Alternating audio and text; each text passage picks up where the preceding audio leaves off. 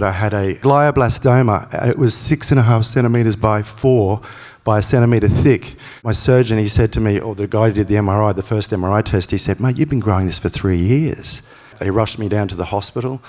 I got to the hospital and my surgeon came in on the Friday. It was a Friday, and he said, "Listen, Matty," he said, it's a big tumour. We're going to operate on you." He said, "I'll be back Monday." He said, "You know, you happy with that?" He said, "It can go any way, you know." And I said, "Oh, mate, I'm happy. I'm alive."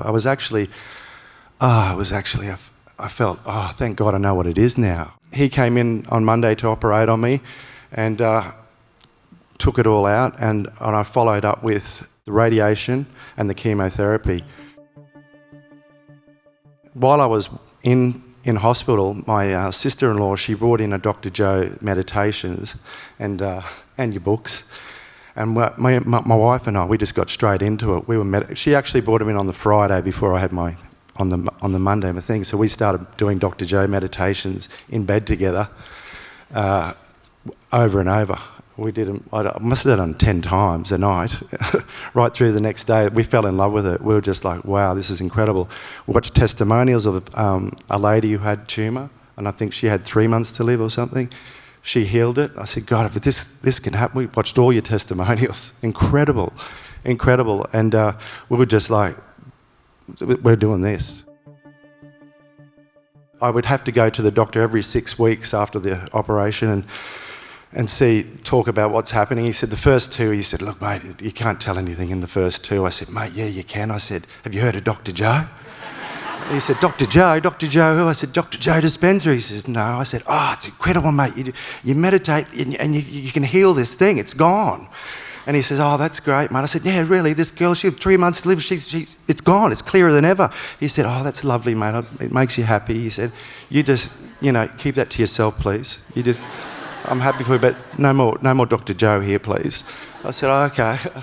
Anyway, so I kept going, and long story short, because every 6 weeks he'd say the same thing. He said, "We need to operate again. We need to operate again, mate. It's slowly growing back." And I said, "But what about 6 more weeks?" He says, "No." He goes, "How about 4? I'll give you 4 weeks." I said, "Cool, that'll do me." And I don't know what it was. It was the quantum or something.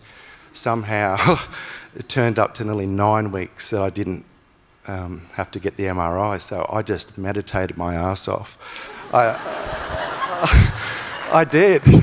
I just absolutely didn't stop, and my wife the same, and she was sending me the energy. Lauren, it was just incredible. Like, we're going to do this. We're going to do this. We drive down to Brisbane with my 4-year-old daughter and my wife and I, and I said on the way, I said, "Look, if I've got to stay there and get the operation done, we'll do it, because we're doing great. It's going to go. We'll just get it chopped out and we'll go again."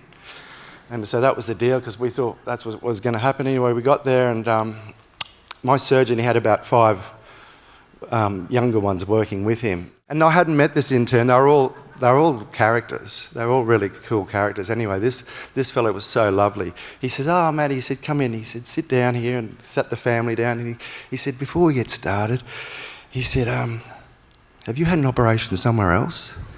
And I looked at Lauren looked at me, my wife, and I said, "No." He said, "I didn't think so." Because he came over and he rubbed my hair. He goes, checked it, It's nothing. He said, "Your hair's there." It's like, "What have you been doing?" I said, "What do you mean?" He goes, "This doesn't happen, mate." And he turns on the 2 screens and he said, "That's why we wanted you in." He said, "Look at that." And it was the tumour growing back, and it was quite big. I'd seen pictures of it growing, and it was as big as it. And he goes, "And that's it now. It's gone." And there was nothing there.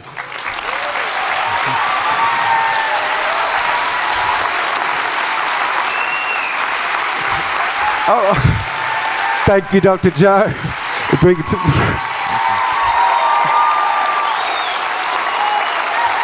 Okay, thank you. Thank you.